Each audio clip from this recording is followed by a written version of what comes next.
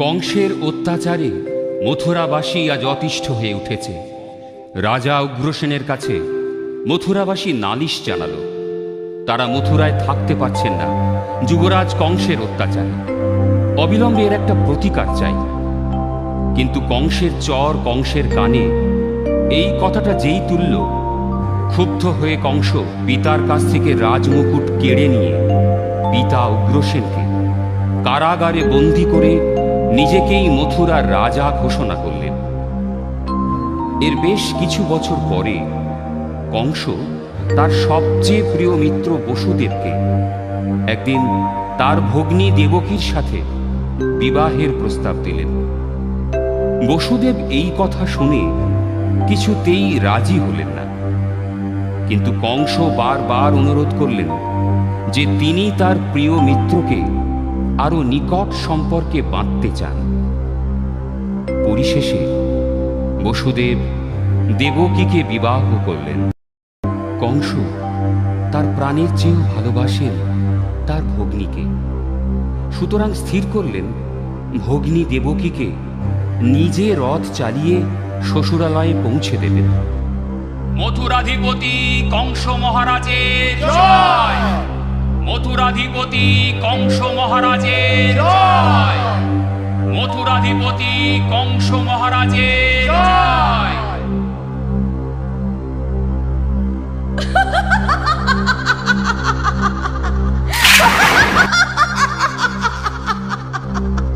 রে মূর্খ, তুই যাহাকে বহন করিয়া লইয়া যাইতেছিস, ইহারই অষ্টম গর্ভজাত সন্তান তোকে বধ করিবে। কে কে ওরে কে বললি? কে বললি? আকাশ দেবতা? সামনে এসে বল, সামনে এসে বল। শোন, এখানে আমার মৃত্যুর জন্ম, তাকেই আর পৃথিবীতে রাখবো না। তোর গর্ভে আমার মৃত্যুর কারণ জন্মাবে। তোর আর বাঁচার অধিকার নেই, তোকে আর বাঁচতে দেব না, কিছুতেই না। দাদা, দাদা, আমাকে তুমি মেরে ফেলবে, কিন্তু আমার দোষ কি বলো? এ কি করছো মিত্র? তোমার এ কাজ সাজে না। তুমি ভোজবংশের যশস্বী পুরুষ, তোমার গুণ বীরত্ব সমাজে প্রশংসনীয়। তোমার মতন মানুষ কিভাবে বিবাহ পর্বে একটা স্ত্রীলোককে হত্যা করতে পারে, তাও আবার নিজের ভগ্নীকে? হে বীর, দেহ ধারণ করলে দেহের সাথে মৃত্যু জন্ম নিয়ে থাকে। আজ হোক আর 100 বৎসর পরেই হোক, প্রাণীর মৃত্যু নিশ্চিত হবে। তোমার আদরের ভগ্নী দেবকীর কি দোষ আছে? আকাশবাণী যা বলল তাতে দেবকীর থেকে তোমার কোনো ভয় নেই, ভয় দেবকীর সন্তান থেকে। সুতরাং আমি কথা দিলাম, দেবকীর যত সন্তান হবে জন্মাবার সাথে সাথে আমি তোমার হাতে তুলে দেব। ঠিক আছে, ওকে আমি ছেড়ে দিলাম। বসুদেব, তোমায় আমি বিশ্বাস করি, তাই দেবকীকে তোমার কথায় ছেড়ে দিলাম। তুমি নিষ্ঠাবান মানুষ, তাই তোমায় বিশ্বাস করি। কিন্তু কিন্তু তোমাদের আর রাজপ্রাসাদে রাখবো না, আমি তোমাদের কারাগারে পাঠাবো। অষ্টম গর্ভের সন্তান শেষ না করে আমি তোমাদের মুক্তি দেব না। তোমাদের মুক্তি নেই, মুক্তি নেই।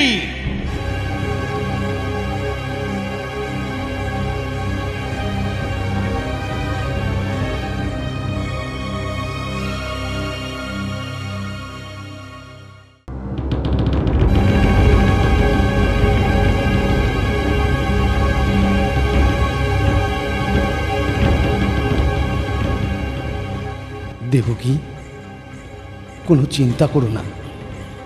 ভগবান বিষ্ণু স্বয়ং যদুকুলে আসবেন এবং কংসের বিনাশ হবে। কিন্তু স্বামী, আমি মা হয়ে কি করে সহ্য করব? গর্ভে সন্তান ধারণের পর তিল তিল করে তাকে গর্ভের মধ্যে বড় করে আর পৃথিবীর আলো দেখার সাথে সাথে ওর মৃত্যু।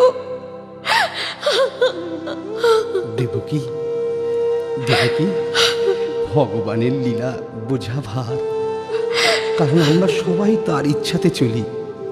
সুতরাং আমরা তার ইচ্ছা ছাড়া কিছুই করতে পারি না। কিন্তু আমি যে বুঝতে পারছি না আমি কি কর্মফল করেছিলাম যার জন্য এত কঠিন ফল ভোগ করতে হবে আমায়।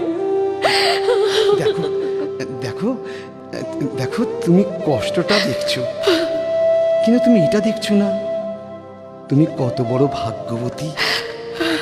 এই জগতে এত মানুষ থাকতে ভগবান তোমার গর্ভে জন্মগ্রহণ করবেন। বলো, তুমি কত জানো, কত বোঝো,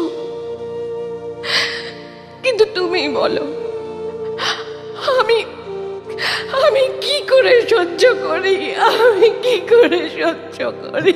দেবকী থামো, একটু শান্ত হও।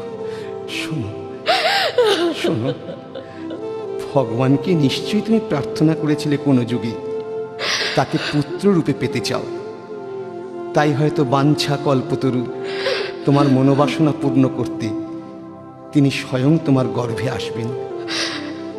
আর আর দুঃখ কষ্টের কথা বলছো? দেবকী, দুঃখ কষ্ট না দিলে তার আগমনের পথ যে পরিষ্কার হয় না। দুঃখ কষ্ট দিলে তবেই তো তুমি তাকে ডাকবে, আর তাকে ডাকলে তিনি ধরা দেন, তিনি ধরা দেন। আমি আর ভাবতে পারছি না গো, আমি আর ভাবতে পারছি না এ তার কেমন লীলা, আমি ভাবতে পারছি না।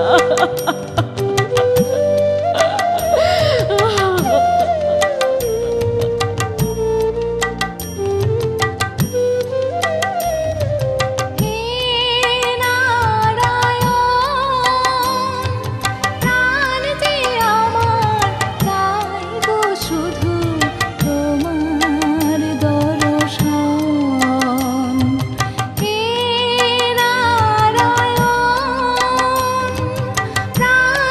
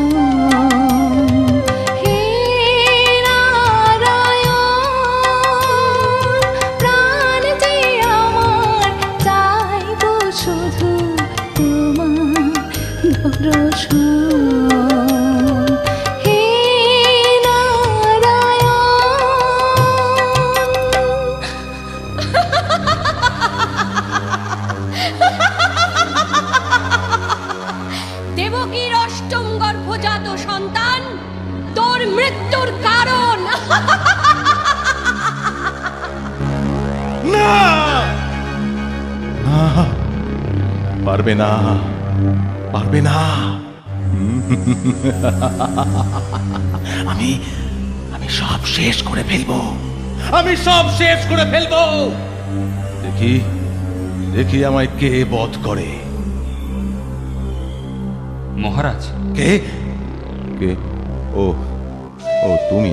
হ্যাঁ হ্যাঁ, বলো বলো, কি সংবাদ? কারাপ্রধান খবর পাঠিয়েছে রাজকুমারী দেবকীর। থামো থামো থামো থামো, আমি বুঝেছি, কিন্তু এমন নিষ্ঠুর কাজ আমি করতে পারবো না। আমার পক্ষে এই কাজ করা সম্ভব নয়, কিছুতেই নয়। দেবকীর অষ্টম গর্ভজাত সন্তান তোর মৃত্যুর কারণ। না না, আমি শেষ করব, আমি শেষ করবই। চল চল আমার সঙ্গে।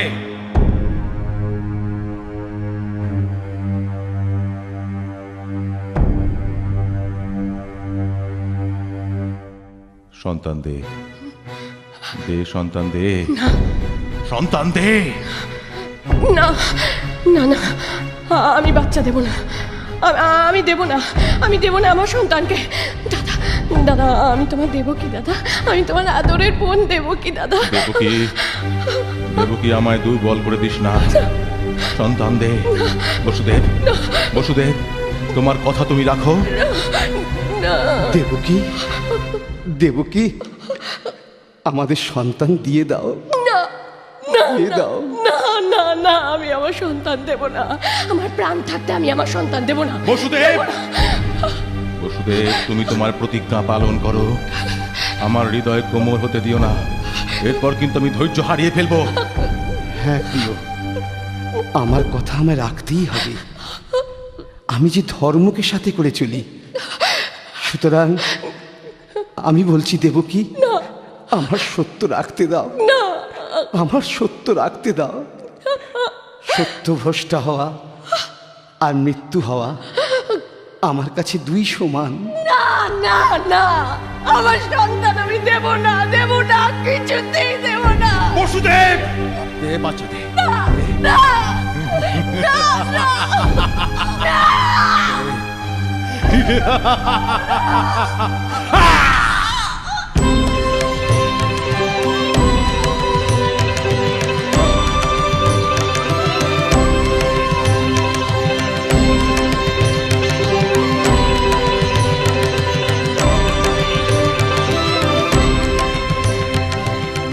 অত্যাচারের বিনাশ হবে, সময় তো আর নাই, সময় তো আর নাই। অত্যাচারের বিনাশ হবে, সময় তো আর নাই, সময় তো আর নাই।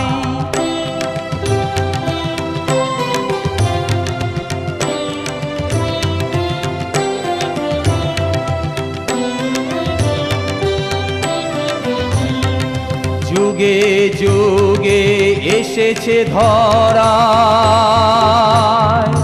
রক্ষা করিতে ধর্ম অসহায়, করিতে জীবের ত্রাণ, করিতে জীবের ত্রাণ।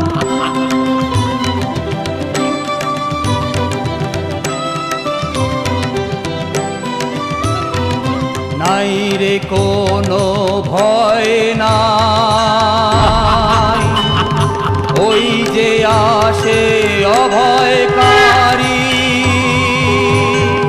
শঙ্খ চক্র গদা পদ্মধারী।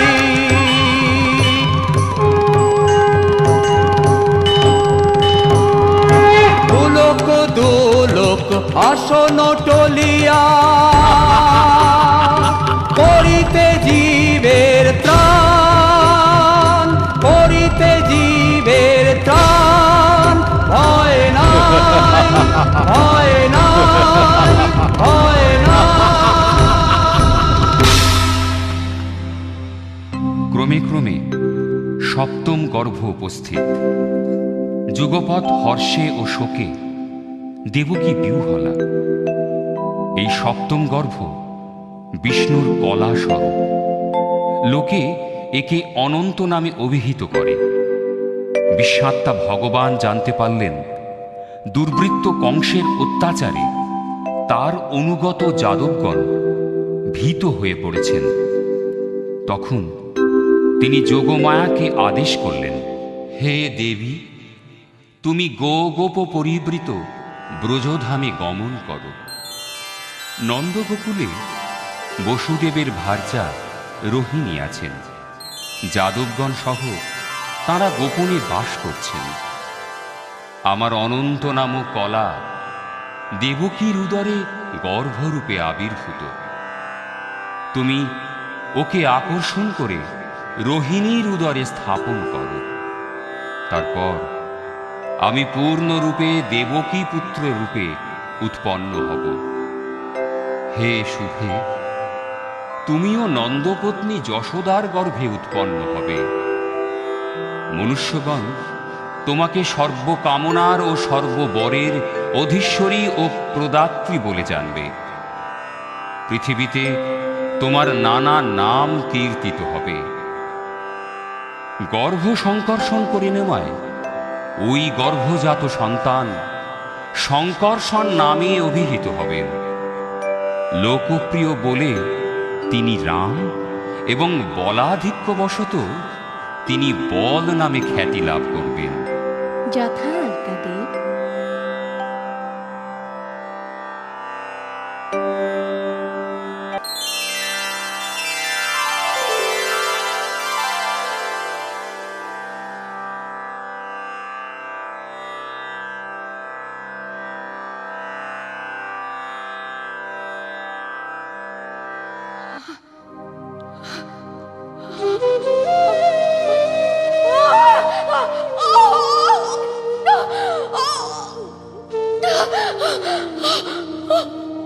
আমার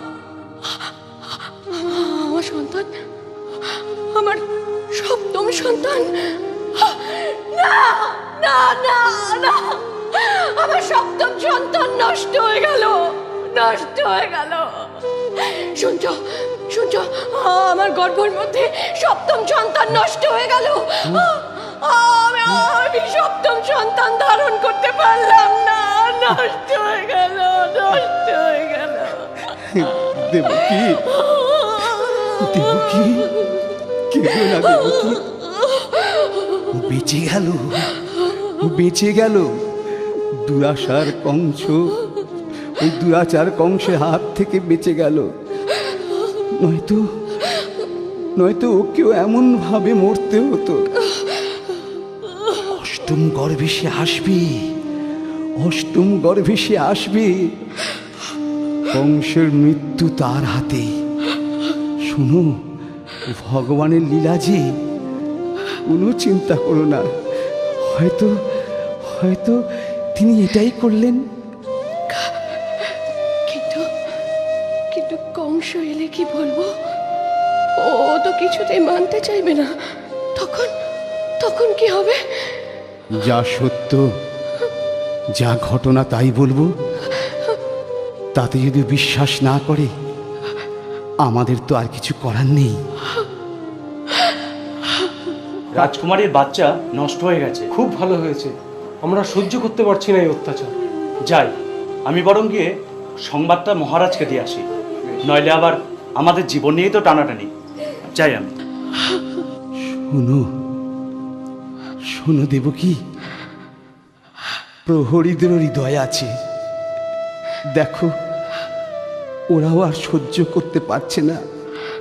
কংসের পাপের শেষ নেই গো, কংসের পাপের শেষ নেই। কোথায় কোথায় গেল সপ্তম গর্ভ? বল, উত্তর দে। শুনলাম শুনলাম সে সন্তান নাকি নষ্ট হয়ে গেছে। হ্যাঁ দাদা। এই এই তুই তুই মিথ্যে কথা বলছিস না তো? না, মিথ্যা কি করে হবে? মিথ্যা কি করে হবে? আমরা এই কারাগারে আছি, শুধু তাই নয়, এই লোহার শৃঙ্খলে বাঁধা। চারিধারে তোমার প্রহরী, সুতরাং মিথ্যা কি করে হবে? মিথ্যা কি করে হবে? বসুদেব, বসুদেব, তুমি আবার প্রহরীদের কিছু দিয়ে বশ করনি তো? হ্যাঁ, সত্যি কথা বলো, সত্যি কথা বলো। এবার দেখছি সত্যিই তুমি ভয় পেয়েছ। না হলে এমন চিন্তা তোমার কি করে হয়? আমাদের কি আছে বলো তো? শুধু এই অর্ধ মৃত দেহটা আছে, তাও কখন আছে কখন নেই। ঠিক আছে, ঠিক আছে, সপ্তম গর্ভ না থাকলে আমারও চিন্তার কিছু নেই, কিন্তু কিন্তু অষ্টম গর্ভ আমার চাই। অষ্টম গর্ভ।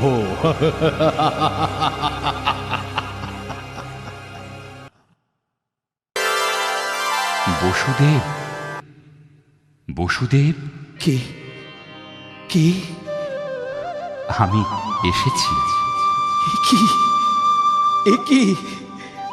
আমি কি দেখছি? আমি কি দেখছি? ভগবান শ্রীবিষ্ণু আমার সামনে, ভগবান শ্রীবিষ্ণু আমার সামনে। হে ভগবান, তোমার এতদিনে আগমনের সময় হলো। আমার সব কিছু দিয়ে তোমায় প্রণাম জানালাম। তুমি তুমি আমার প্রণাম গ্রহণ করো। আমার কত জন্মের তপস্যা, তুমি নিজে এসে দর্শন দিলে। তুমি তুমি নিরবিচ্ছিন্ন আনন্দ স্বরূপ এবং সর্ববুদ্ধির সাক্ষী। হে মৃত্যু ভয় নিবারক, তুমি আমাদের রক্ষা করো, তুমি আমাদের রক্ষা করো। অশুভ শক্তির নাশ করো, ধর্মকে রক্ষা করো। বসুদেব, পূর্বে তুমি ছিলে সুতপা নামে, আর দেবকী ছিল বৃষ্ণি নামে পরিচিতা। প্রজাপতি ব্রহ্মা তোমাদের পতি পত্নী উভয় প্রজাকে সৃষ্টির জন্য আদেশ করেন। তোমরা দুজনেই কিন্তু আমার জন্য কঠিন তপস্যা করেছিলে। আমি তোমাদের তপস্যায় সন্তুষ্ট হয়ে বর প্রার্থনা করতে বলেছিলাম। তোমরা বর চেয়েছিলে আমার মতো পুত্র সন্তান, কিন্তু আমার মতো গুণে শীলে ঔদার্যে আমার তুল্য জগতে আর নেই দেখে আমি তোমাদের পুত্র রূপে এসেছিলাম এবং কৃষ্ণীপুত্র নামে সর্বত্র খ্যাতি লাভ করেছিলাম। দ্বিতীয়বারে কশ্যপের ঔরসে অদিতির গর্ভে আমার জন্ম হয়। ইন্দ্রের কনিষ্ঠ বলে উপেন্দ্র এবং খর্বাকৃতি হয়েছিলাম বলে বামন নামে বিখ্যাত হয়েছিলাম।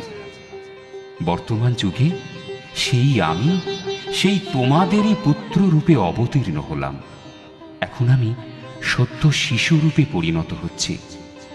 আমাকে নিয়ে গোকুলে নন্দের ঘরে রেখে এসো, আর নন্দপত্নী যশোদার ঘরে সদ্যজাত কন্যা রয়েছে, ওকে নিয়ে এই কারাগারে চলে এসো। দেবী যোগমায়া এই লীলায় তোমাদের সকল সাহায্য করবেন।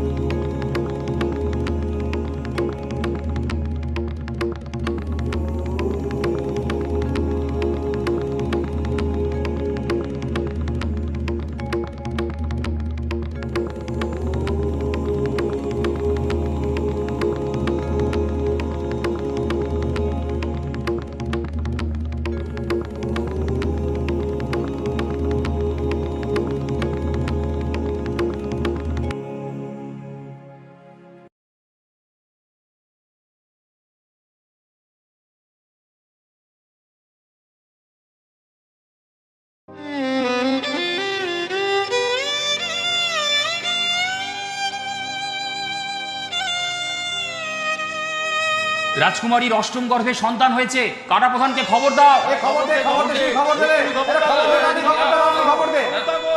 না না না না না, আমি এই সন্তান দেব না, কিছুতেই দেব না, কিছুতেই না, না না, আমি দেব না, দেব না, আমি এই সন্তান কিছুতেই দেব না। দেবকী, দেবকী, ও কন্যা সন্তান হয়েছে। কন্যা সন্তান?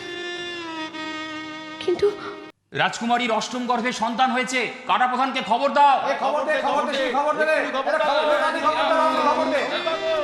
না না না না না, আমি এই সন্তান দেব না, কিছুতেই দেব না, কিছুতেই না, না না, আমি দেব না, দেব না, আমি এই সন্তান কিছুতেই দেব না। দেবকী, দেবকী, ও কন্যা সন্তান হয়েছে। কন্যা সন্তান? কিন্তু অষ্টম গর্ভে তো পুত্র সন্তান হবার কথা। না না, পুত্র হোক আর কন্যা হোক, রাক্ষস কংস এক্ষুনি ওকে মেরে ফেলবে, ওকে এক্ষুনি মেরে ফেলবে, ওকে এক্ষুনি মেরে ফেলবে। না না না না, কোনো চিন্তা করো না। ভগবান শ্রীবিষ্ণুর লীলা বোঝা ভার, এসব তারই ছলনা। দেখো, এর উত্তর তিনি যথাসময় দেবেন। শোনো,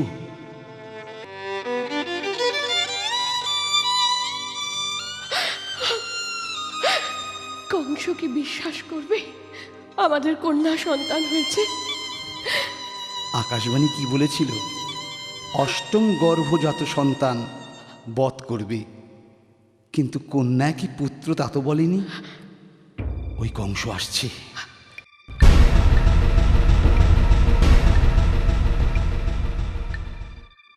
পুত্র দে, পুত্র দে, আমার মৃত্যুর কারণ যে, তাকে আমার হাতে তুলে দে, দে। অষ্টম গর্ভ, আজ থেকে আমি অমর হব, অমর হব, আমি অমর। দাদা, দাদা, এবার পুত্র নয় দাদা, কন্যা হয়েছে।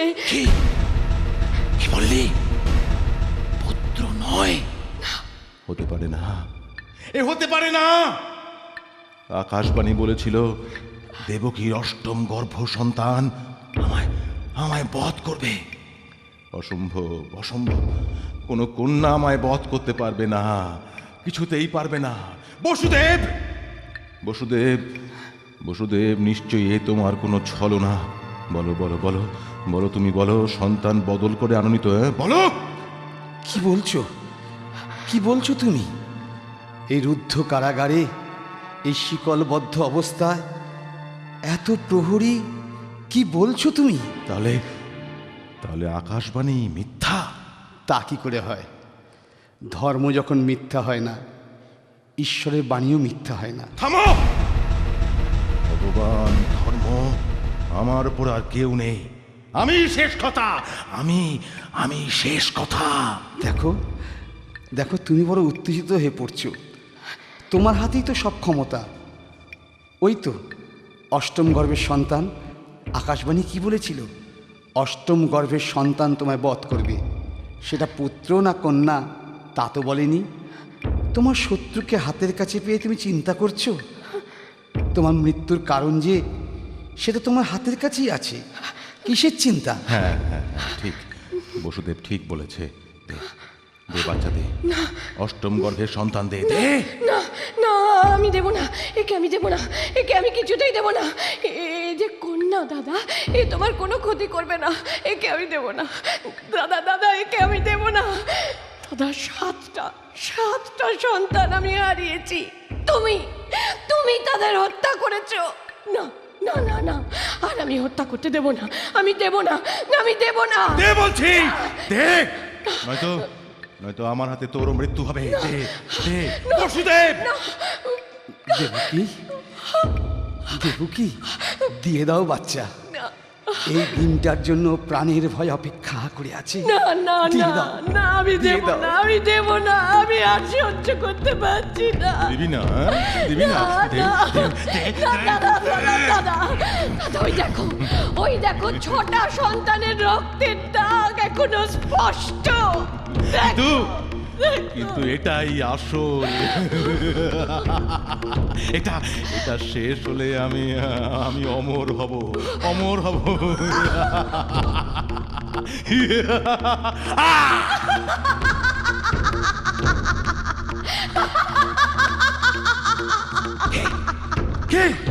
ওরে মূর্খ, তোকে যে বধ করবে তার জন্ম হয়ে গেছে।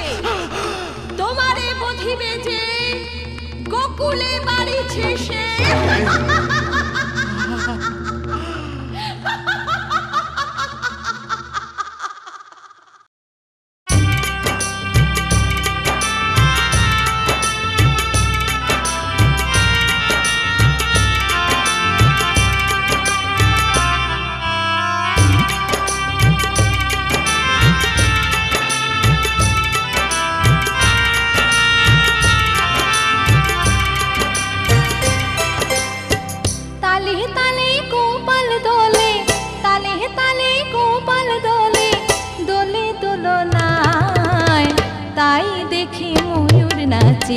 কোকিল গান গায়, তাই দেখি ময়ূর নাচে, কোকিল গান গায়।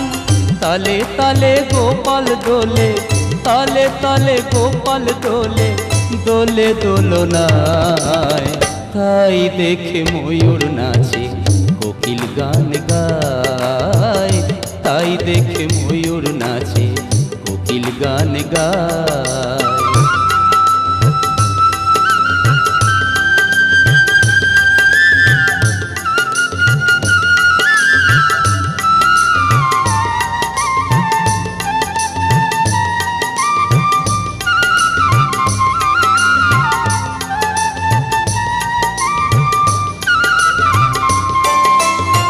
কালো সোনা রূপে ভরা জগৎকে আলো করা, এ রূপের নাই তুলনা। কালো সোনা রূপে ভরা জগৎকে আলো করা, এ রূপের নাই তুলনা। সুরে সুরে গানে গানে, সুরে সুরে গানে গানে, মিলেছি আজ প্রাণে প্রাণে, ছন্দে আনন্দেতে গোকুল ভাষায়, ছন্দে আনন্দেতে গোকুল ভাষায়।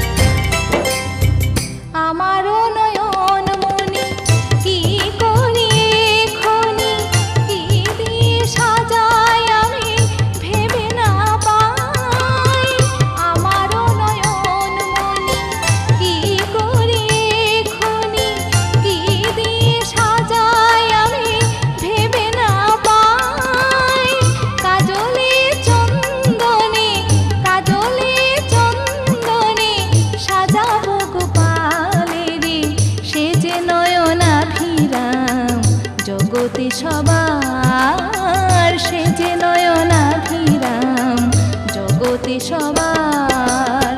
তালে তালে গোপাল দোলে, তালে তালে গোপাল দোলে, দোলে দোলনায়, তাই দেখে ময়ূর নাচে, কোকিল গান গায়, তাই দেখে ময়ূর নাচে, কোকিল গান গায়, তাই দেখে ময়ূর নাচে, কোকিল গান গায়, তাই দেখে ময়ূর নাচে, কোকিল গান গায়।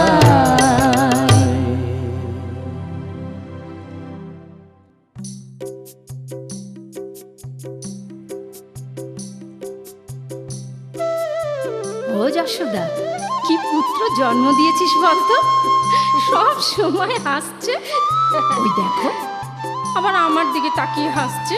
যাই বলো ভাই, এমন রূপ কিন্তু আর দেখিনি। দেখো দেখো, যেন আমায় ডাকছে। এই তোরা নজর দিচ্ছিস কেন? তোদের নজর যদি লেগে যায় তাহলে কিন্তু খুব খারাপ হবে।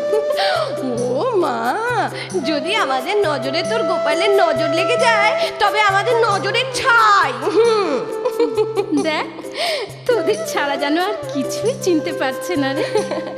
নন্দরাজ, শুধু ছেলে দেখবো আর মিষ্টি খাবো না? মিষ্টি খাবো না? আরে ও ভাই শোন শোন শোন, আজকে আনন্দের দিন, শুধু মিষ্টি খেলে হবে না, আজকে আনন্দ উৎসব। রাজা নন্দকে সাথে করে নন্দ উৎসব করবো, কি বল? চল চল চল চল চল চল চল।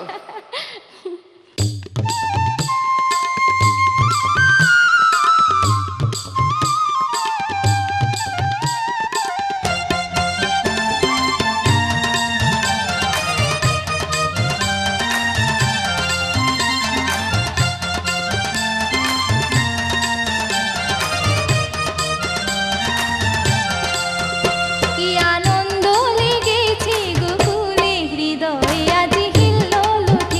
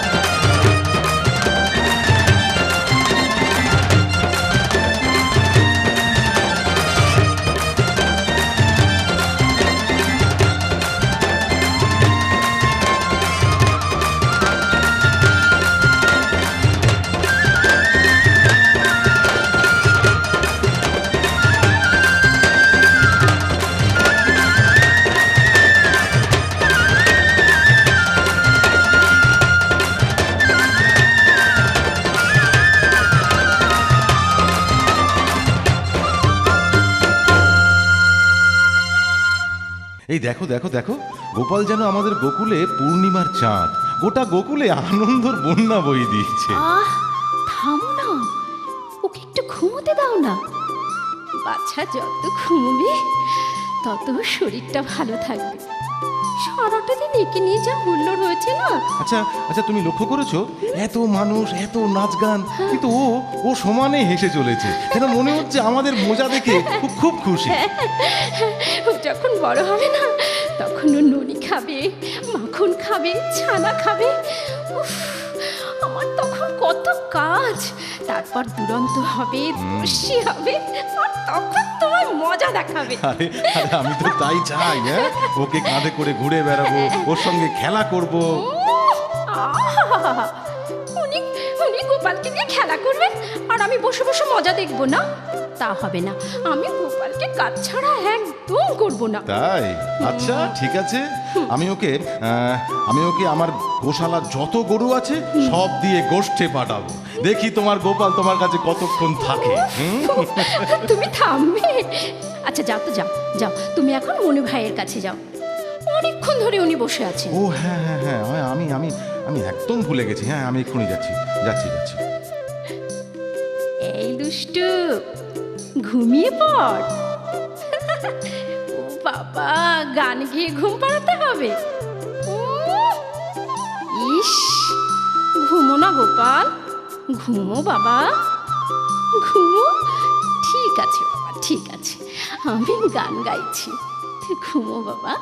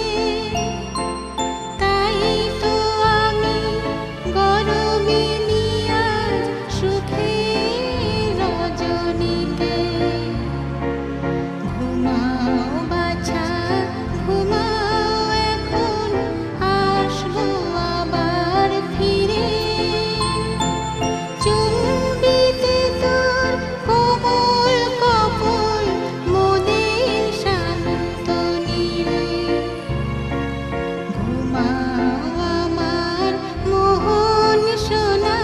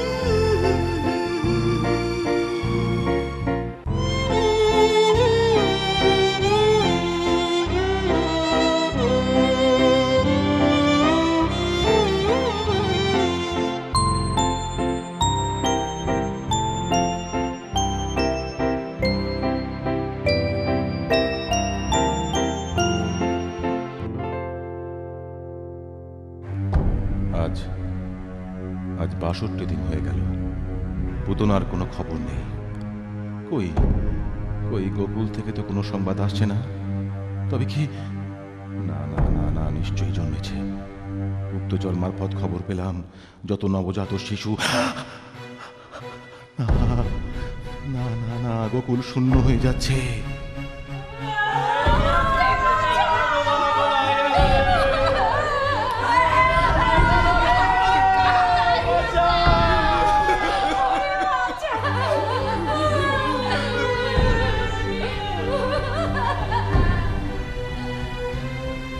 কিন্তু কিন্তু গুপ্তচর আসল খবর দিচ্ছে না কেন? মহারাজের জয় হোক। কে? ভেতরে এসো। মহারাজ, ওই দিন যত শিশু জন্ম নিয়েছে গোকুলে পুতনা সবাইকে শেষ করে দিয়েছে। হ্যাঁ হ্যাঁ হ্যাঁ, এইবার আমার মৃত্যুর কারণ শেষ। আচ্ছা আচ্ছা আচ্ছা, এখন এখন গোকুলের অবস্থা কি? হ্যাঁ, শোকের বন্যা বয়ে যাচ্ছে। আচ্ছা, সবাই বলছে নবজাত শিশুর মৃত্যু হচ্ছে দুধে বিষ। যে শিশু গরুর দুধ খাচ্ছে বিষক্রিয়া, তারই মৃত্যু হচ্ছে। পুতনা পুতনা তাহলে তার কাজ সম্পূর্ণ করছে। হ্যাঁ, হ্যাঁ মহারাজ, পুতনার জন্যই গোটা গোকুল শোকে ভেসে যাচ্ছে।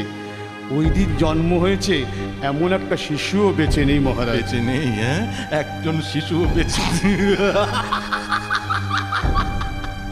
এবার ভগবান, আমি ত্রিভুবন বিজয়ী নাম নেব। কারোর ক্ষমা নেই, কারোর ক্ষমা নেই। আমায় আর কেউ বধ করতে পারবে না, কেউ না।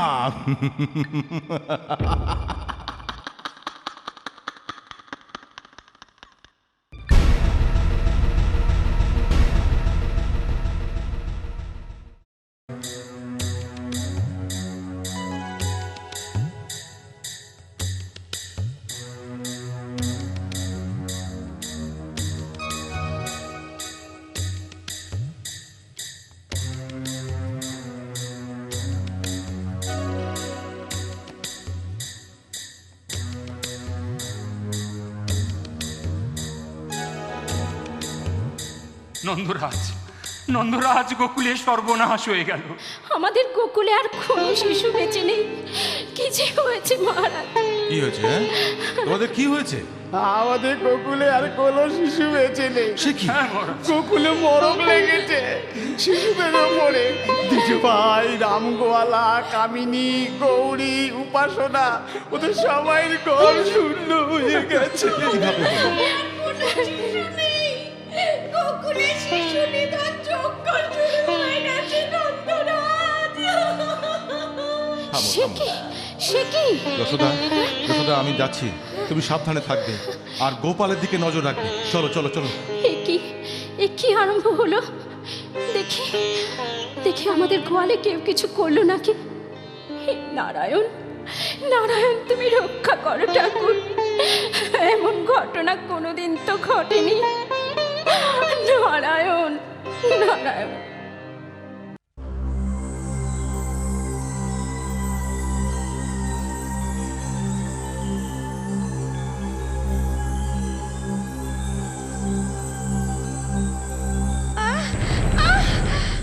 ছাড় ছাড় ছাড়, পড়ে গেলাম।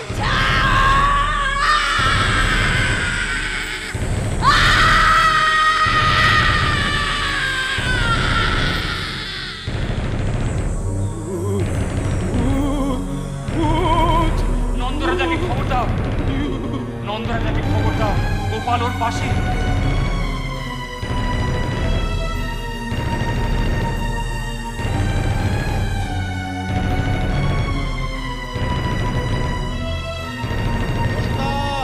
যশোদা,